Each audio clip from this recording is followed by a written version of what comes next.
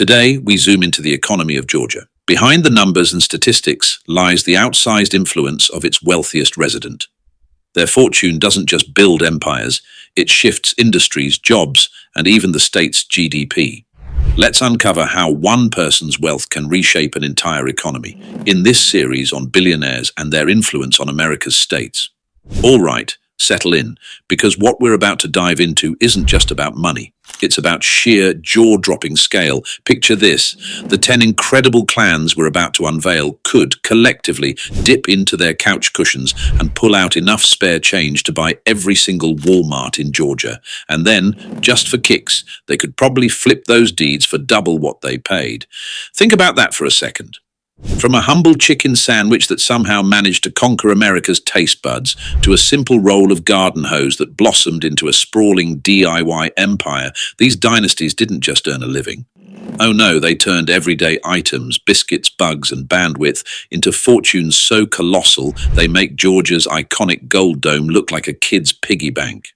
You're going to want to stick around to the very end. Trust me. Why?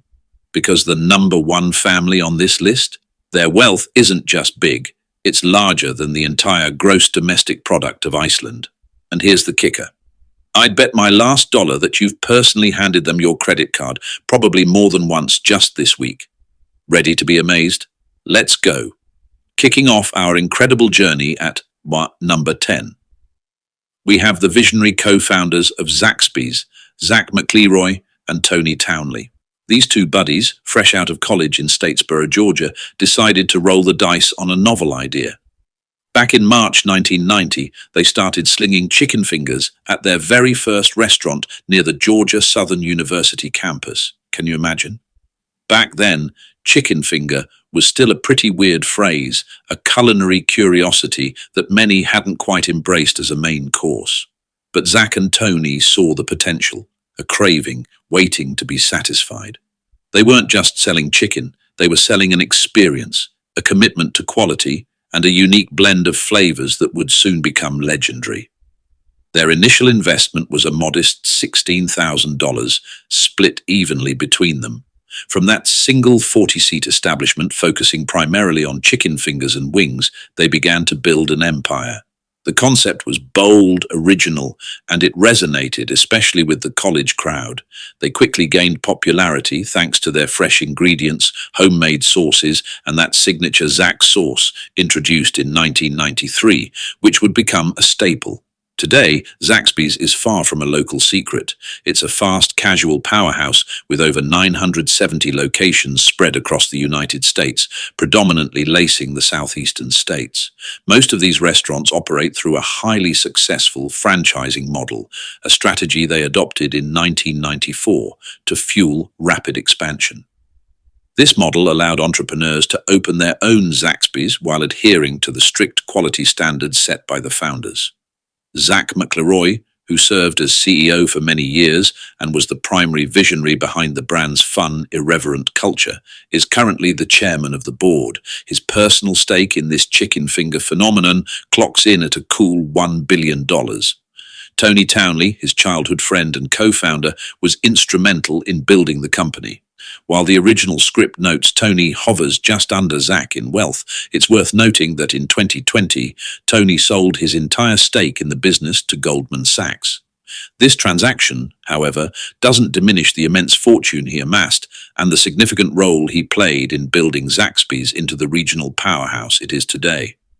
Their families, through various holdings and continued involvement, still own a substantial share of the business. Here's a fun little twist that speaks to their roots. Zach McElroy, despite the billions flowing through the company, still reportedly signs every new franchise agreement with the same trusty blue Bic pen he used to sign the lease for that very first Statesboro store. Is it superstition, a clever piece of branding, or just a nostalgic nod to humble beginnings? You pick. Either way, those chicken fingers have certainly printed a 10-figure fortune.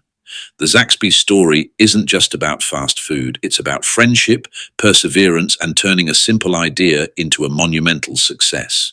Next up, at number 9, we have a true titan of entertainment, a man whose life story reads like a blockbuster movie itself, media mogul Tyler Perry. You know him, you love him, or maybe love to debate him, but you can't deny his incredible journey. He rose from the most humble of beginnings, a tiny shotgun house in New Orleans, a childhood marred by poverty and abuse, to owning a sprawling 330-acre studio complex in southwest Atlanta. Perry's path to success was anything but conventional. He didn't wait for Hollywood to open its doors, he built his own. After finding solace in writing and inspired by an Oprah Winfrey Show discussion, he began penning his own stories, often centered around faith, family, trauma, and redemption. His first play, I Know I've Been Changed, initially flopped, playing to an empty audience. But Tyler persisted, fueled by unwavering determination. He took his unique theatrical productions, featuring beloved characters like Medea, on the road, building a loyal fan base, one sold-out show at a time. The real game changer came in 2005 with the film adaptation of Diary of a Mad Black Woman, which became a surprise hit, grossing over $50 million on a small budget and launching the iconic Medea franchise.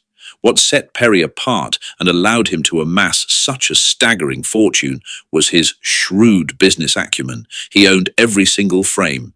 He writes, directs, produces, and often stars in his projects, retaining 100% of the content he creates. This level of creative and financial control is almost unheard of in Hollywood, explaining how a man who once lived in his car now sits on a $1.4 billion throne.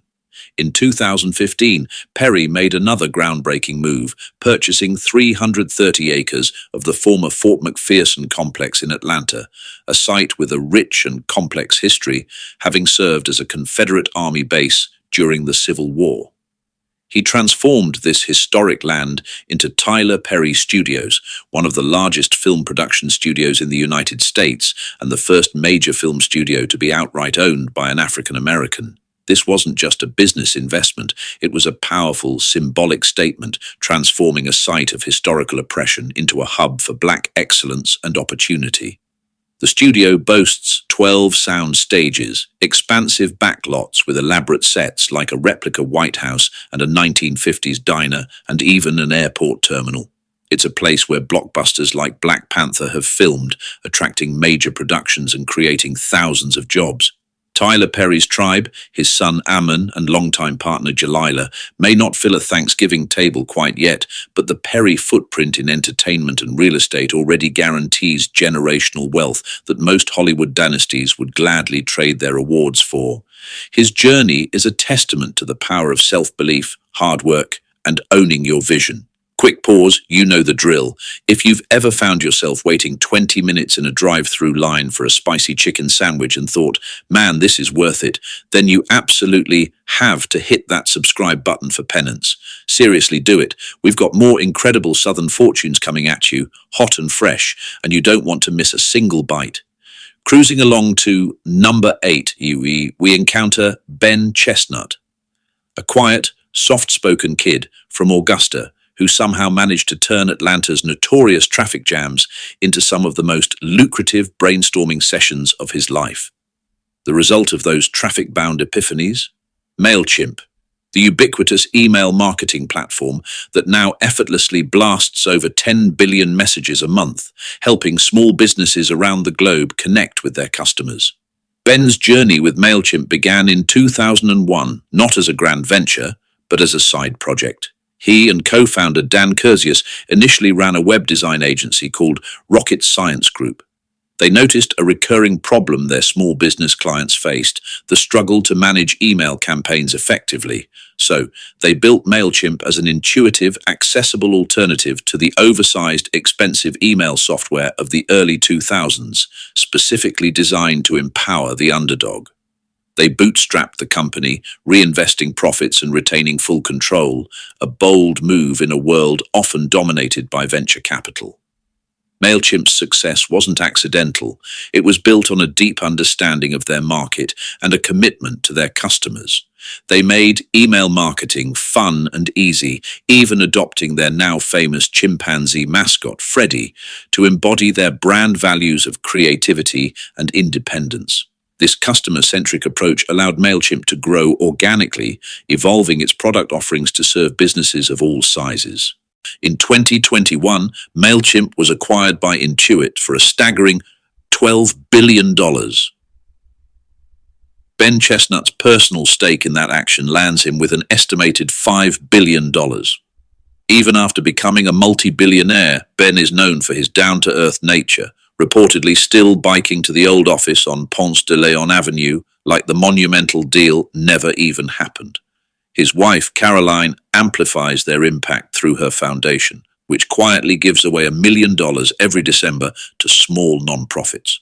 It's proof that quiet money, when wielded thoughtfully, can still speak volumes and create profound change. Just a step behind, at number 7, is Dan Curzius, Ben Chestnut's equally remarkable co-founder at MailChimp. You know, the man who once had to book DJ gigs just to pay his rent. Yeah, that guy. Today, instead of spinning vinyl, he's spinning shareholder equity, a much more lucrative endeavor. Dan's journey mirrors Ben's, starting from their days working together at Cox Media before being laid off and deciding to forge their own path. He was instrumental in building MailChimp's support department, advocating for users through research efforts, and ensuring the platform remained user-friendly. Dan's stake also lands him with an estimated $5.6 billion. The story goes that he and his family quietly bought 3 miles of endangered Georgia coastline, not for development, not for profit, but just to keep it pristine and out of the hands of relentless condo developers. When asked why he'd make such a significant investment in conservation, his reported shrug and simple answer were pure Dan. I like turtles. Billionaires with flip-flops, saving coastlines for marine life. You really do find the most unexpected characters and stories here in Georgia. It's a testament to how personal values can sometimes transcend the pursuit of endless accumulation.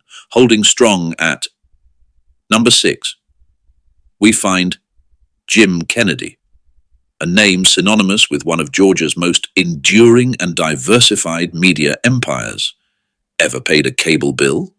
Watched a local news channel? Or perhaps bought a car through Auto Trader? Then you've likely contributed to the Kennedy family's staggering fortune. Jim's grandpa, James M. Cox, started it all back in 1898 when he purchased the Dayton Evening News. From those humble newspaper roots, the family business blossomed into Cox Enterprises, a behemoth that now spans broadband, media, and automotive services. Jim Kennedy himself took the reins and masterfully steered this sprawling empire into the digital age, diversifying and expanding its reach far beyond traditional media. Under his leadership, Cox Enterprises ventured successfully into automotive software, digital advertising platforms like Auto Trader, and maintained its powerful presence in broadcast television and, of course, cable communications. His strategic vision pushed his personal net worth to an impressive $6.6 billion. The Kennedy family still maintains a controlling stake in Cox Enterprises, ensuring its legacy continues. And in a true dynastic fashion, Jim's daughter, Alex Taylor, now runs Cox Communications, proving that this powerful family has seamlessly swapped newsprint for bandwidth without missing a beat. It's a story of generational foresight, adaptability, and the enduring power of a well-managed family business. They've consistently anticipated and adapted to shifts in technology and consumer behavior, making them a formidable and lasting force in the American economy. All right, we're officially halfway home, folks. Can you believe the wealth and the incredible stories we've uncovered so far? If you've been enjoying this ride and haven't quite gotten around to smashing that subscribe button yet, consider this your final boarding call. Seriously, this is your last chance to join the club before we dive into fortunes so astronomical they buy entire sports teams the way most of us just casually pick up a pack of gum at the checkout. Don't miss out on the heavy hitters. Moving into the top 5 at number 5, we have Gary Rollins and his formidable clan. Their story begins with a rather unglamorous but essential service, pest control. Their dad, O. Wayne Rollins, had incredible foresight, buying a tiny bug-killing outfit called Orkin for a mere $2 million back in 1964, when Dwight D. Eisenhower was still president. Who knew that chasing roaches and ants could lead to such immense wealth? Gary and his late brother Randall inherited this business, and through shrewd acquisitions and a relentless focus on efficiency, transformed quarterly ant calls into a colossal $6.9 billion fortune. They built Rollins Incorporated into the largest pest control company by revenue in North America, rolling up practically every pest brand you've probably never heard of. They understood the evergreen demand for a pest-free home and scaled that need into a global enterprise. Here's a fun fact that perfectly encapsulates the Rollins family's ingrained business sense. Gary reportedly pays his grandkids $1 for every cricket they manage to catch inside the sprawling Rollins mansion, and then, in a stroke of genius, or perhaps just a very dry sense of humor, he charges the estate a pest control fee for their services. Even the family jokes compound interest, it seems. It's a playful nod to a serious business, demonstrating how deeply the entrepreneurial spirit runs in their veins.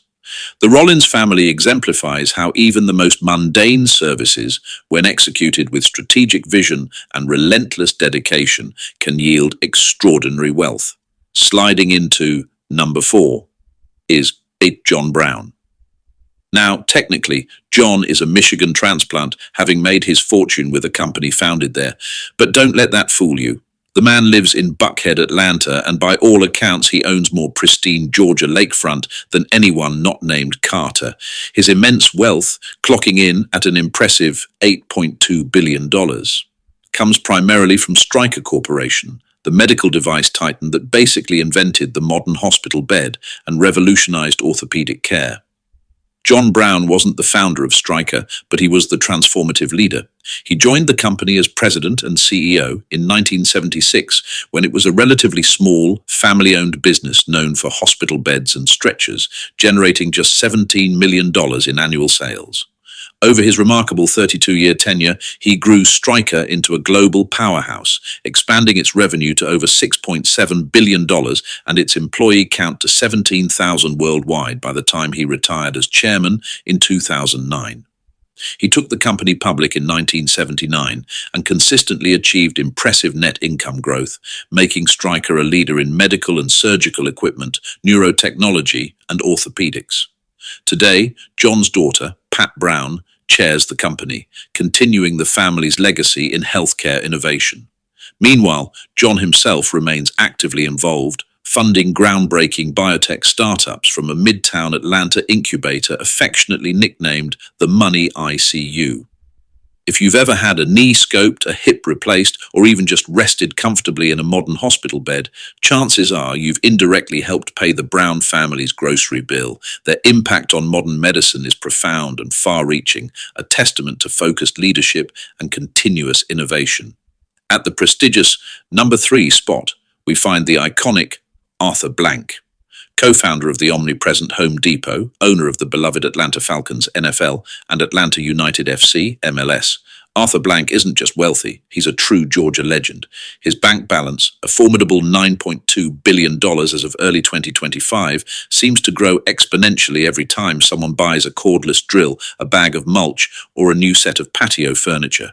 Arthur's story began in 1978 when he and his business partner, Bernie Marcus, were famously fired from a regional hardware store. Instead of wallowing, they decided to revolutionize the home improvement industry. They conceived the idea for Home Depot in a coffee shop in Los Angeles, opening the first 2 stores in Metro Atlanta in 1979. Blank served as president until 1998 and then CEO, retiring in 2001. But his vision for empowering DIYers and contractors alike transformed retail forever. Beyond Home Depot, Blank's passion for Atlanta shines through his ownership of its major sports franchises. He purchased the Atlanta Falcons in 2002 for $545 million, a stake now worth billions, and brought professional soccer to the city with Atlanta United FC, which quickly became a championship team. Both teams now play in the magnificent Mercedes-Benz Stadium, a $1.5 billion marvel that Blank helped bring to fruition, and which he still affectionately refers to as just a big backyard. His kids stand to inherit not just immense wealth, but also 2 championship trophies, symbolizing his commitment to community and excellence. But Arthur Blank's legacy isn't just about business and sports, it's deeply rooted in philanthropy. He signed the Giving Pledge in 2012, committing to donate more than half of his wealth to charitable causes. Through the Arthur M. Blank Family Foundation, he's given away over $1 billion, with last year alone seeing $200 million dedicated mostly to pediatric cancer research. He personally signs every receipt for the foundation, demonstrating his hands-on commitment. He's also a major benefactor to Children's Healthcare of Atlanta, with a new hospital named in his honor opening in 2025, thanks to a $200 million donation. Even rival fans find it hard to boo a man who pours so much back into the community, building soccer fields in neglected neighborhoods and championing causes close to his heart. Arthur Blank is a true visionary whose impact extends far beyond the bottom line. All right, folks, we're down to the wire, the absolute cream of the crop, the final two families on our incredible list of Georgia's wealthiest. One of them didn't just invent a chicken sandwich, they invented the chicken sandwich you're probably craving right this very second, the one that makes you forget your manners in the drive-thru. The other, well, let's just say they own every major newspaper south of DC and then some. You absolutely have to stick around for this, because the gap between number 2 and number 1 is wider than I-285 at rush hour on a Friday afternoon. Don't blink. At number 2, we have an intriguing entry, the extended Blank Kelly Marcus clan, a sprawling network of wealth orbiting the enduring legacy of the Home Depot. While Arthur Blank rightfully grabs many of the headlines for his sports teams and philanthropy, the other co-founders and early architects of Home Depot also built monumental fortunes that continue to generate significant wealth for their descendants.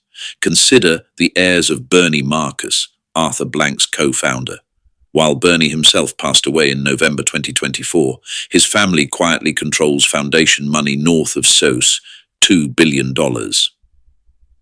This isn't just inherited wealth, it's actively managed philanthropic capital that continues to grow and impact communities, much like Blank's own foundation.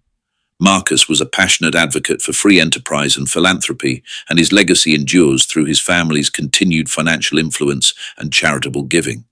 Then there's Pat Farah, the third co-founder of Home Depot, who played a crucial role in establishing the company's merchandising strategy and innovative store layout. While less publicly known than Blank or Marcus, Farah's family still benefits significantly from supply chain patents and intellectual property that earns substantial royalties every single time a pallet hits a loading dock at a Home Depot store. These often overlooked components of their early innovation continue to generate passive income, making them incredibly wealthy behind the scenes. Combined, the extended Home Depot family, encompassing the wealth of its founders and their progeny, could realistically bankroll the entire university system of Georgia for half a decade. Think about the impact that represents, funding scholarships, research, and infrastructure for millions of students.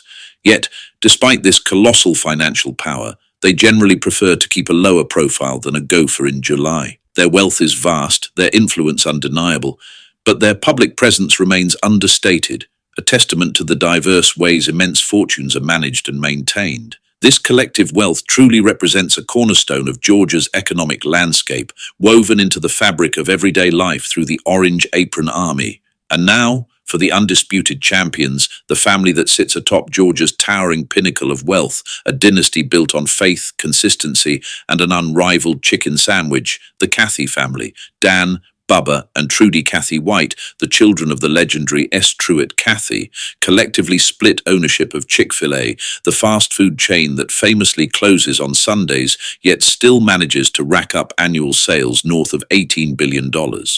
That's right, they take a mandatory day of rest and still out-earn many of their competitors. Together, the Cathy family sits on an astonishing $32.4 billion.